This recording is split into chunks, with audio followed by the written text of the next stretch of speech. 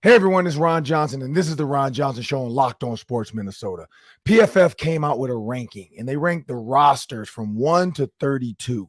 Some very interesting things within that roster ranking: where the Vikings fall, where does the NFC North sit, and who do they predict to win the NFC North? Now, there are some things that are not accurate in this article, but it's some very interesting topics, and we'll dive into that next on the Ron Johnson Show. Locked On Sports Minnesota Podcasts. It's endless Minnesota Vikings talk with the diverse voices of your local experts. Now the Ron Johnson Show. On the field, in the broadcast booth, Ron Johnson is Minnesota sports. He's played with them, hung out with them, and grown up with all the big names in Minnesota sports. They're hanging out with Ron Johnson. It's the Ron Johnson Show on the Locked On Sports Minnesota podcast. And it starts now.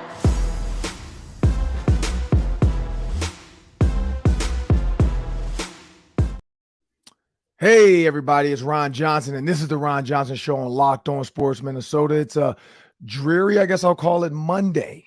Sun is not out just yet. It's only 8 o'clock, though, so maybe, just maybe, the sun will come out a little later, but who knows? It might be rain and forecast for the rest of the week. I'm going to Iowa, so not a big deal, but I get to put some money down with FanDuel Sportsbook. So understand this episode and Locked On Sports Minnesota and the Ron Johnson Show is brought to you by FanDuel Sportsbook, the official sportsbook of Locked On. Just visit FanDuel.com/Locked On to make every moment more. As I bring my producer to the show, Sam Ekstrom, long weekend of state softball tournaments. Both my daughters competed this weekend, so I was on the road a lot. I had to go between Ham Lake, Minnesota, and Rockford, Minnesota, which are 45-ish, 50 minutes apart, and then both are literally 50 minutes from my house. So I was in a triangle of driving, and yesterday particularly, I dropped my daughter off at like 2, drove back. So I was at Ham Lake, took both kids. Then we drove all the way to Rockford to drop one daughter off, drove all the way back to Ham Lake to watch the older one, then drove all the way back to Rockford to watch the younger one play, and then drove all the way home. The younger one won her last game, which was great. They did not finish last. I think that was the key. So they ended up winning their last game, and so very proud of her. She had a triple yesterday, had a big hit, and then my 12-year-old is killing it. I'm not gonna lie, she's batting like 438. So for the baseball out there, and she's batting left-handed. So for 6 months, she's been batting left-handed now, and she's a tough get out. You can't get her out because of how fast she is, and if they know her, they're not going to pitch to her. And so that's what we ran into the game before the championship. They pitched away from her, which didn't matter. That team was really good. They were the number one team in the state of Minnesota. But yeah, she's batting 438. I think she has 37 stolen bases now. So she's doing great. So it was fun to see both my daughters compete this weekend. I was glad I got to see both of them because I think both of them are important to understand. One, just because one's older and one's younger doesn't mean one's more important than the other. So I was put a lot of miles on my car this weekend, Sam, trying to get to both. Sounds like it. Yeah. But like we talked about this, man. PFF came out with a roster ranking, and did you click on it? I did. I'm looking at it, and I was gonna say, do you agree with? I was gonna ask you if you I should have not told you right away, but who was 1 and 2? But did you agree with 1, 2, 3? Because that one to me was very interesting. Was 1, 2, 3, and then where the the Kansas City Chiefs fell, because that I thought they would be in the top 3 and they were not. Do you agree with that? 1, 2, 3, 4, 5. I'll give you guys a hint. 5 is the Buffalo Bills, Josh Allen, Stephon Diggs. They basically say their biggest weakness, which is weird, is receiver depth. So maybe that's a little bit of why Stephon Diggs is upset. I don't know. I really don't know. They're saying receiver depth, is their biggest weakness this coming season. Their X factor is Josh Allen. Number 4, since I already kind of gave it away, is the Chiefs. They did not fall in the top 3. But what are your thoughts on the top 3, and do you think the Chiefs should have been up there? Yeah, I mean, we go over a lot of these rankings. I feel like ESPN did something similar, and they had the Chiefs number 1, I think. So this is interesting, and I don't maybe know their roster as up and down, the same way that they do at PFF. But I know that defense is sneaky good. That offensive line is good. They maybe don't have the wide receiver depth without Tyreek Hill, which knocks them. And again, that's what they put on the list, is that their biggest weakness is wide receiver. Didn't matter to him last year. Still worked out pretty well for Kansas City, Super Bowl winners. But, San Francisco with that front seven, totally stacked. Cincinnati's made a million great moves. They're super stacked. And then obviously the Philadelphia Eagles, they only get better every draft. They seem to be able to add great players every year. I don't know how they fit them all in the cap, but it's hard to say they're wrong about those top three. So I guess I'm okay with the Kansas City being 4. That's still a pretty good spot to be if you're number 4. This was interesting to me. Brock Purdy with the San Francisco 49ers is one of the reasons why San Fran has the number 2 roster. Not just the only, but one of. I kind of feel like Kyle Shanahan, the way he's, getting quarterbacks, moving them on, waiting to find his quarterback, I feel like he's almost like Belichick-ish. Like people are starting to, like the way Tom Brady was able to become who he was under Belichick because of that defense. I think the 49ers defense, and then you look at the way the offense manipulates other teams. Brock Purdy just stepped in just like Trey Lance and now has become kind of a quote unquote superstar. They're like potential starters because right now the 49ers are saying it's a QB battle and Trey Lance and Brock Purdy are both going to get time with the ones. But their early prediction for the 49ers is that it's going to be Brock Purdy. They have Brock Purdy, Christian McCaffrey, Elijah Mitchell at running back, Deebo Samuel, Brandon Ayuk, Juwan Jennings at receiver, George Kittle. And then you got Trent Williams, Aaron Banks, Jake Brandel, Spencer Buford, and then Colton McKivitz. And so if you think about that team, the way they're set, the right guard and right tackle, they're decent, good. But we know Trent Williams and Aaron Banks, that side of that offensive line is what really makes them go. That side of the offensive line is what makes them a scary team. When you think about the left tackle too, Trent Williams being one of the best, I guess, in football. Very interesting. But here's where I go with this with the Minnesota Vikings. Mm-hmm. They have the Minnesota Vikings if I keep scrolling, below the New York football Jets. The New York Jets, were you surprised about the Jets and how high they have them? No, I think the Jets are a team on the rise. They've drafted high for a number of years. They've got a good pipeline of talent. They've added around Aaron Rodgers. I'm in agreement with the Jets. And frankly, I'm in agreement, I think, with the Vikings. I think, are we ready to say where the Vikings are ranked here? Yeah, so the Jets are 7th. Their biggest strength, this was interesting, their biggest strength was their pass rush, which helps out the defense and Aaron Rodgers on the field. But their biggest weakness is offensive line. That doesn't help out Aaron Rodgers. Nope. But their X factor is their tackle, Mekhi Becton. So it's like they're all over the place with this. That's the one caveat I want to give people. I love these articles just because it's fun to read them and just kind of. But then when you start to break them down, you kind of like scratch your head like, wait, what? They're saying they're going to win over 9.5 games for Aaron Rodgers. That's probably good enough to get in the playoffs over there. But who knows? When you go down, you keep scrolling and scrolling and scrolling and scrolling. Oh, there's the Detroit Lions. You keep scrolling and scrolling and scrolling and scroll. Oh, and there is your Minnesota Vikings. They have the Vikings in the middle of the pack. I honestly, I feel like that's like a safety bet with the Vikings at 16. Above them at 15, Jacksonville Jaguars. Those are interchangeable. Like I think 14, 15, and 16 are very interchangeable because at 14, you got the Cleveland Browns. At 15, you got the Jacksonville Jaguars. At 16, you got the Minnesota Vikings. And then at 17, you got the Washington Commanders. I feel like any of those, maybe not the Commanders, but I feel like the other top 3 at least, you can move around because they're saying the biggest weakness for the Commanders is their quarterback play. Jacksonville has a quarterback. Cleveland, we'll see what Deshaun Watson, if he can get back to who he was. They have a quarterback, and we know the Minnesota Vikings have Kirk Cousins. So I think 14, 15, 16 is very interchangeable. So they're putting them in the middle of the pack.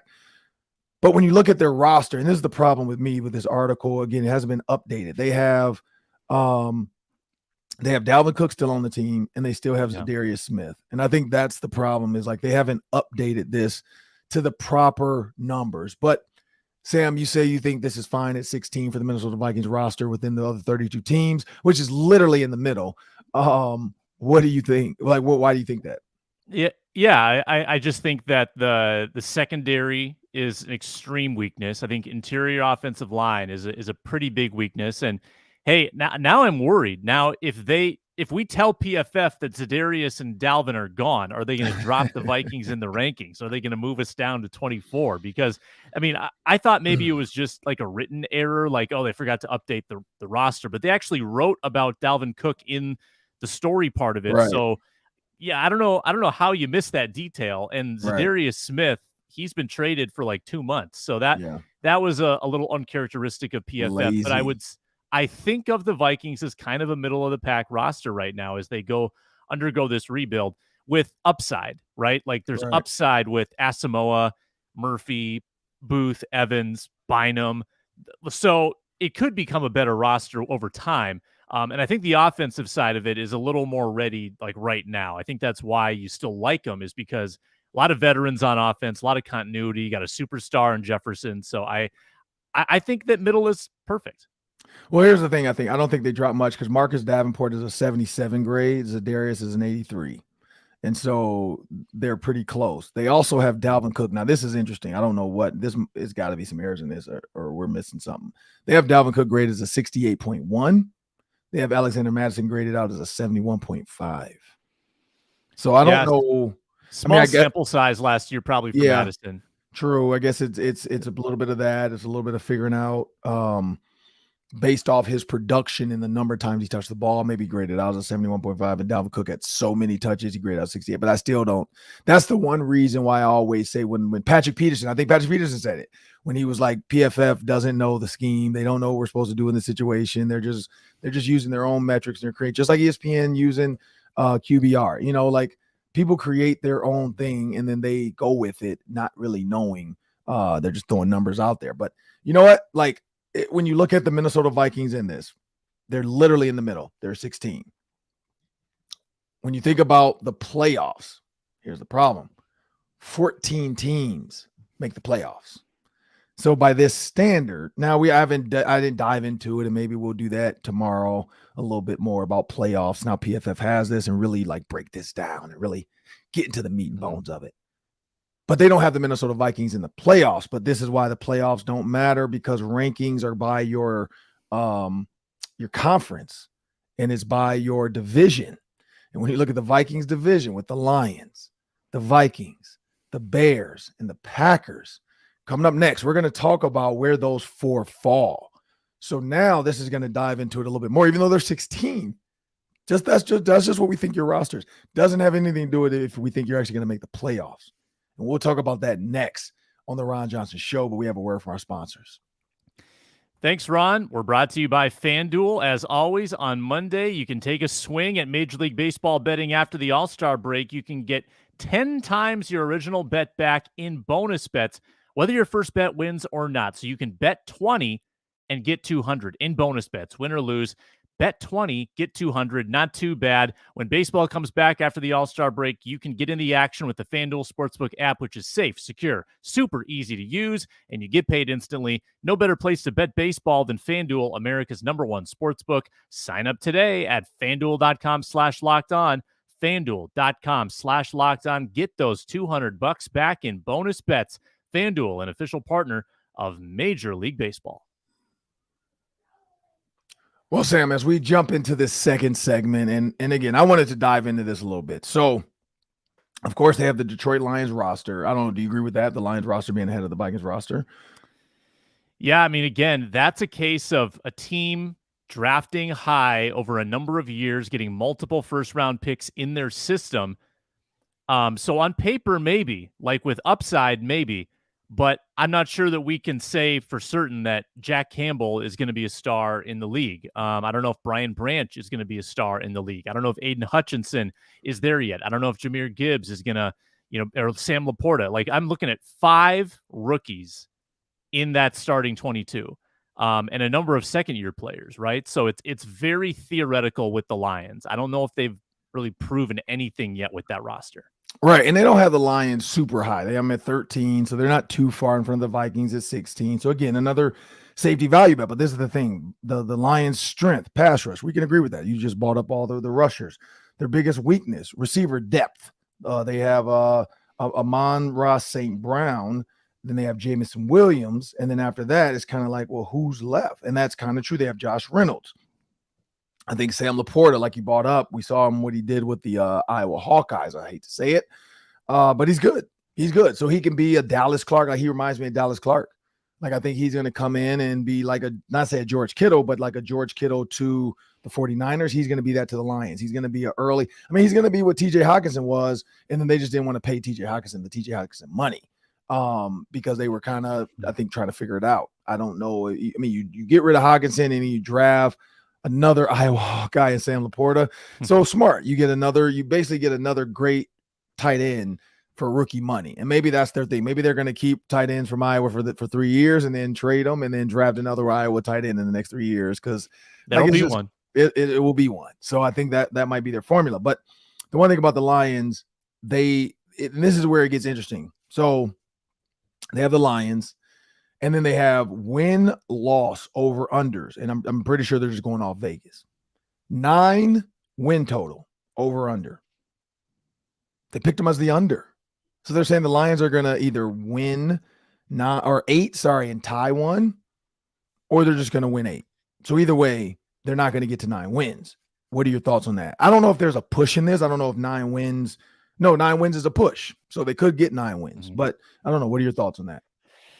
Yeah, interesting that they'd put their roster above the Vikings and project the under, and then on the Vikings over under 8.5, they're projecting the over. So they're saying the Vikings will win more games with a worse roster. Or they both win 9. Well, no, you're right, because they're saying under 9, so they're not giving themselves any room.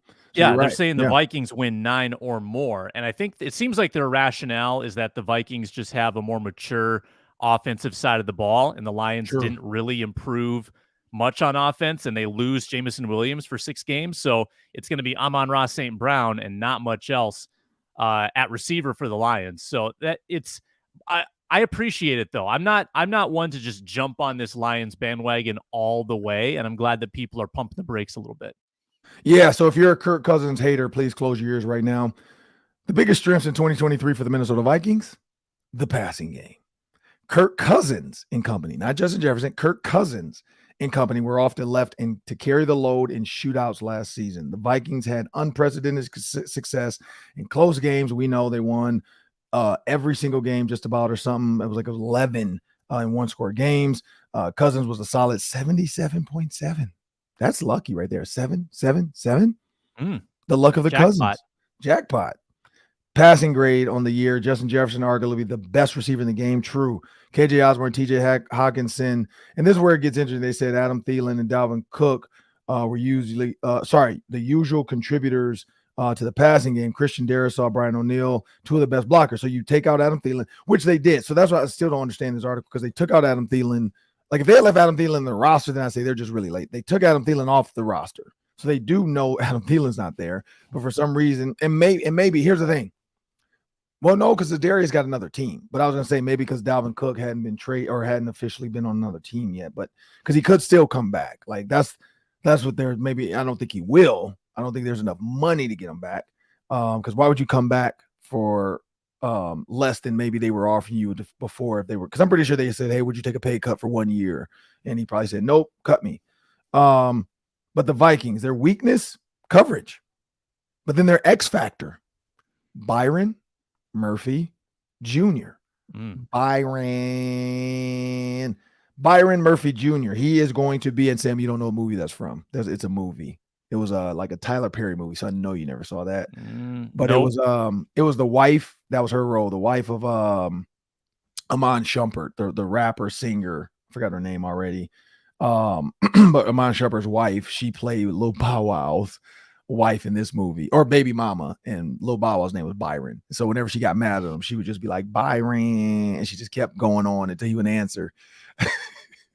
Are we going to hear that a lot on Mondays after Murphy struggles? Or are you going to come on with the Byron? Like, bit? Byron, how come you couldn't cover nobody, Byron? Come on, Byron. No, we might have to just get that clip to play. Like, just have her voice play the clip. Like, you the sound effect, just the sound effect of her voice doing Byron. I'm forgetting her name. Tiana Taylor. That's her name. It's the singer rapper. Which, again, Sam, you wouldn't know this, but My Sweet 16 on MTV. Used to go on MTV a long time ago. She was like one of the first people to do My Sweet 16, and people had no idea who she was. And now she's a famous singer, rapper, superstar, actress, blah, blah. But yeah, when she was 16, she hit the scene on MTV. But anyway, they say Byron Murphy Jr. is the X factor. So clearly coverage is being looked into. They talked about his potential.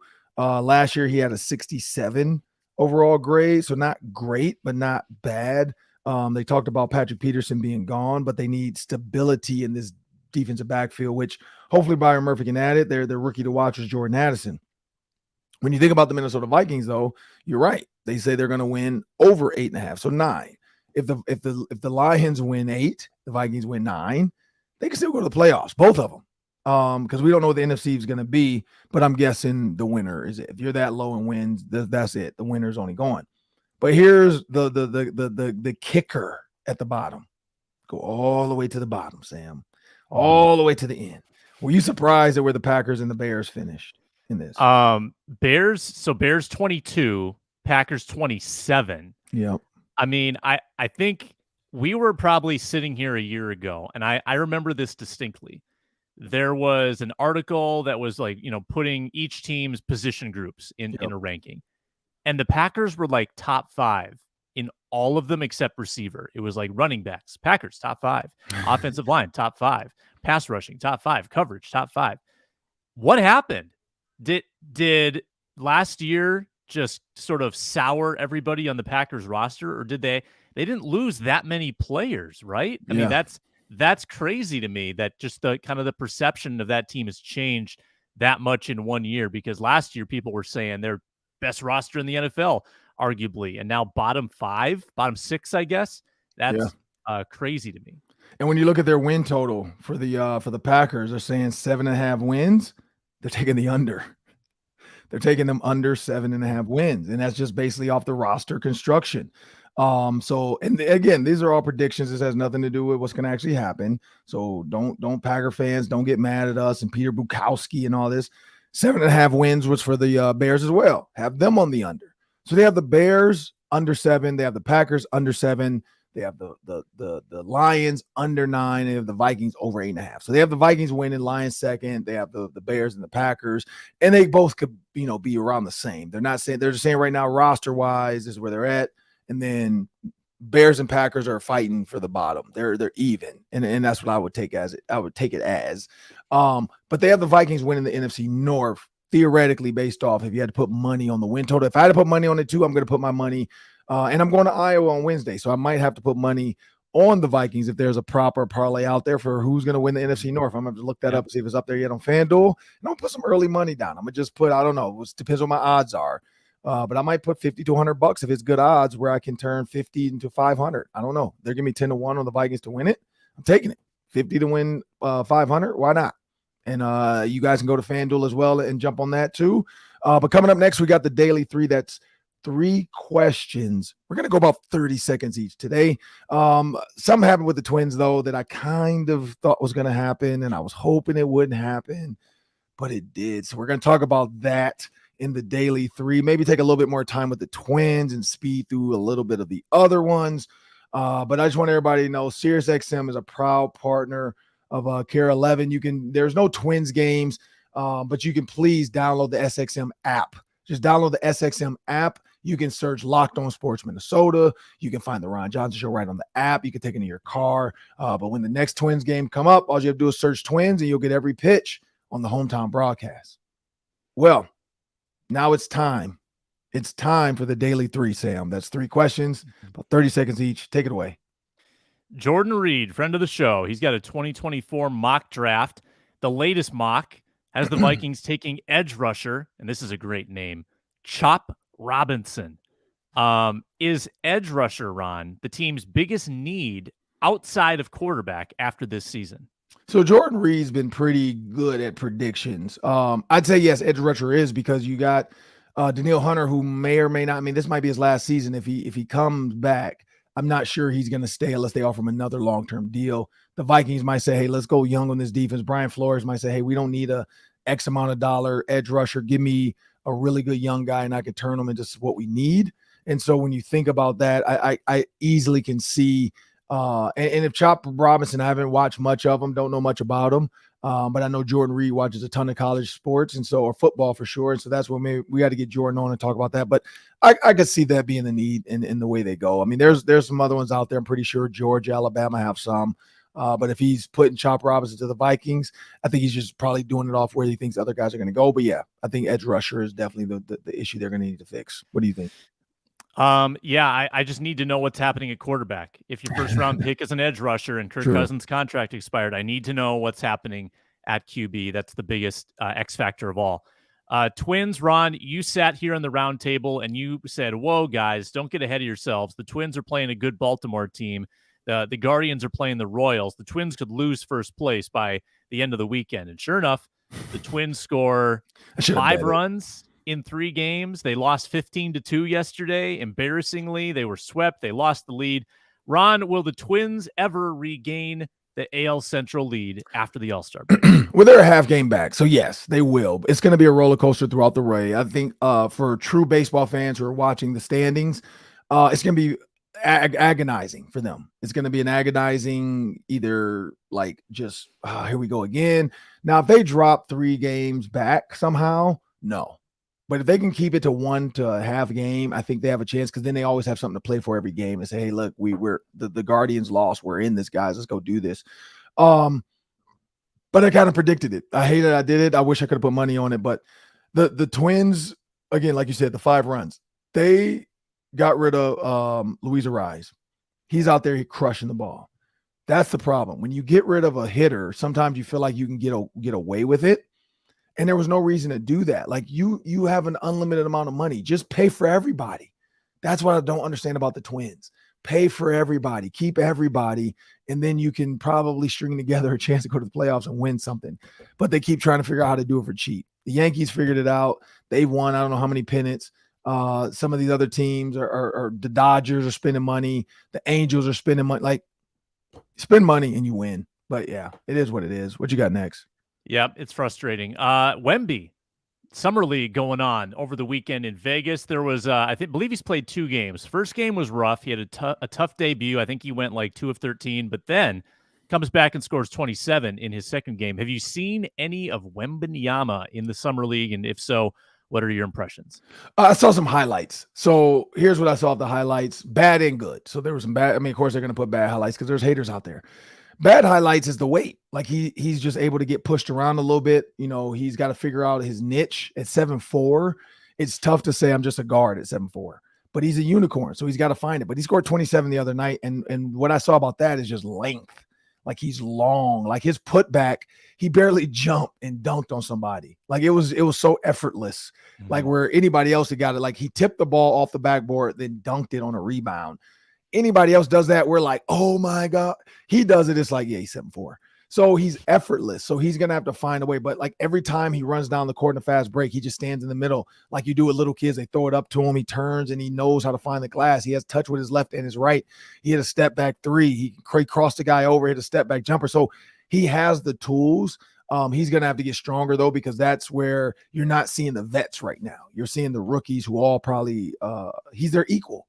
You know, but when you start going against guys who don't care about you, don't like you, and really hate that you're the number 1 pick, he's going to get bullied by some bigger, stronger guys. I mean, that's what's going to happen with some of the, the centers or the bigger guys like a Draymond Green that's going to guard him. They're going to try to bully him and push him all around the court so he can't get to a spot. But the problem is the kid can shoot 3. So does he really have a spot that he needs to get to score on you? And that's what we're going to see this season. Once he gets with the vets, then I'll make a bigger prediction on it. But I don't know. Do you have any early predictions on or impressions on Wemby? I watched the bad performance he had. I didn't see the good one, so I got to go back and watch some of that. It seemed like he was kind of floating around a little bit, didn't really know how to assert himself in the first game, and clearly he figured that out pretty fast. It's Summer League. I'm not going to overreact to anything until I see him going mano a mano against Gobert, the 2 Frenchmen going toe-to-toe. That's going to be really exciting. Yeah, well, that'll do it for us today. I'm Ron Johnson. That's Sam Ekstrom. We look forward to discussing maybe this roster a little bit more for the Minnesota Vikings. And then after this All-Star break, what are the Twins going to do? Like, are they going to actually continue to compete? Or are they going to fall apart because they lost the lead finally? And now they have to sit all weekend and think about the fact that they're not in first place anymore. If the playoffs are to start today, the Twins are out. But wherever you get your podcast, people, iHeartMedia apps, Spotify, iTunes, SXM app, just search Locked On Sports Minnesota. Also, Amazon Fire, Roku. You can find our show there as well. Just search Locked On Sports Minnesota on there. And then on YouTube, all you need is an email address and you can watch our show. You can see our pretty faces. You can put a name with the face. And then when we have our guest on, you get to see them as well. Got some good ones coming up soon. Sidney Rice, talk to him, trying to get Michael Floyd nailed down. So I'm looking forward to catching up with those guys and getting some Viking stories. But I'm Ron Johnson. That's Sam Ekstrom. I want to thank you guys. Have a great day.